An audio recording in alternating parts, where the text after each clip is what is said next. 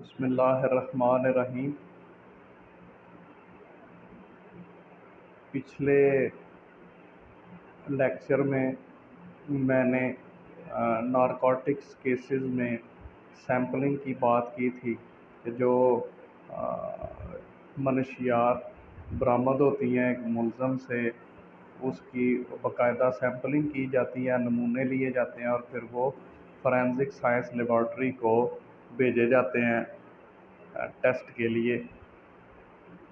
اور اس میں ایک دو باتیں رہ گئی تھیں جو بعد میں مجھ سے سوال بھی ہوا کہ ایک تو ہے کہ وہ جو سیمپلنگ کی جاتی ہے وہ control of narcotic substances rules ہیں، جس کا رول نمبر 6 ہے، جس کے تحت وہ سیمپلنگ کی جاتی ہے۔ اور دوسرا یہ کہ سیمپل بھیجنے کے بارے میں delay in transmission to forensic science laboratory of samples پہ میں نے بات کی تھی۔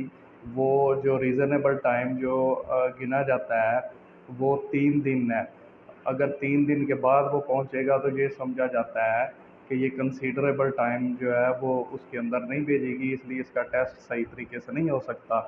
وہ جو ہے وہ 3 دن ہے، لیکن یہ بائی لا بانڈ بھی نہیں ہے، کہیں پہ لکھا ہوا بھی نہیں ہے، یہ ویسے ہی خود سے ہی کنسیڈر کیا گیا ہے۔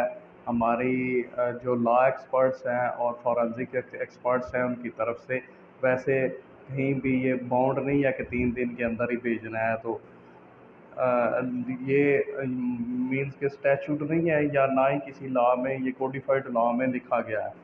آج کے لیکچر میں ہم بات کریں گے گواہان پہ، وٹنسز پہ۔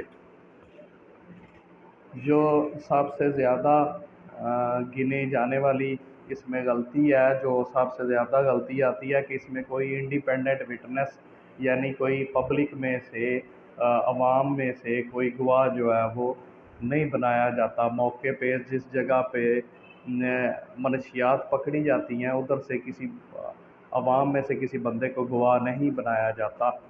لیکن اس میں جو کیس لاز بھی اس پہ موجود ہیں، کچھ کیسز میں بری ہوئے ہیں، کچھ کیسز میں جو ملزمان ہیں ان کی سزا جو ہے ہائی کورٹ اور سپریم کورٹ نے قائم رکھی ہے۔ وہ ڈیفرنٹ سچویشن ہے، سچویشن کے حساب سے وہ ہوتا ہے۔ لیکن اس میں یہ بھی پریسیڈنٹس موجود ہیں کہ police witnesses are best witnesses, کہ جو پولیس کے اپنے اہلکار ہیں یا کسی بھی سیکورٹی فورس کے جو منشیات پکڑ دیا اس کے جو اپنے اہلکار ہیں وہ اس کے گواہان جو ہے وہ معتبر سمجھے جائیں گے، ان کی گواہی کو رد نہیں کیا جا سکتا۔ لیکن بہت سارے ایسے کیس لاز بھی ملتے ہیں جن میں کہا گیا ہے کہ انڈیپینڈنٹ وٹنس جو ہے وہ بنانے بہت ضروری ہیں۔ لیکن وہ 157 سیکشن جو ہے سی آر پی سی کا اور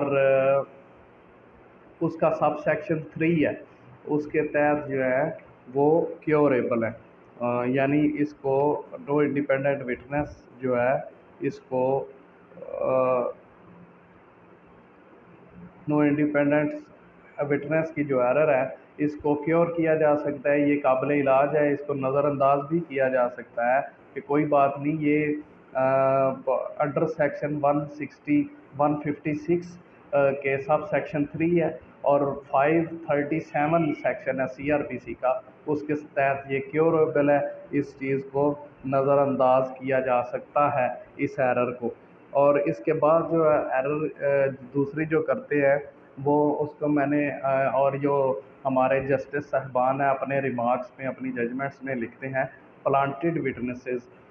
پلانٹڈ وٹنسز کا مطلب یہ ہے کہ وہ موقع پہ اہلکار موجود نہیں ہوتے، ان کو صرف کاغذی طور پہ گواہ بنا دیا جاتا ہے اور بعد میں ان کو عدالتوں میں بھیج دیا جاتا ہے، جو کہ پھر کراس ایگزامینیشن میں جرا میں وکیل صفائی یعنی ڈیفنس کونسل کی سوالات کا جواب صحیح طریقے سے نہیں دے سکتے، جس وجہ سے یہ ثابت ہو جاتا ہے کہ وہ موقع پہ موجود نہیں ہے، دے ور پلانٹڈ۔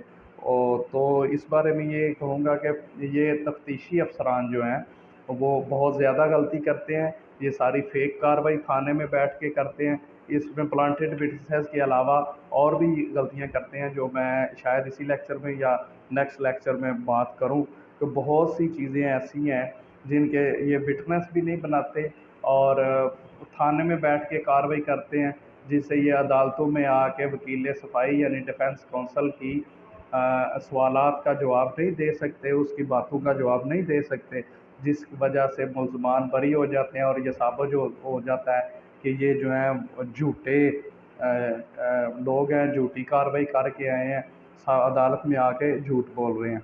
इसके बाद आज के लेक्चर पे चूँकि सिर्फ विटनेसेस पे मैं बात करूँगा, तो इस पे एक और जो केस ला मेरे सामने आया, उस पे ये जज साहब ने, हाई कोर्ट के जज साहब ने ये बात की कि सीलिंग का कोई विटनेस नहीं है और डेटिंग का कोई विटनेस नहीं है।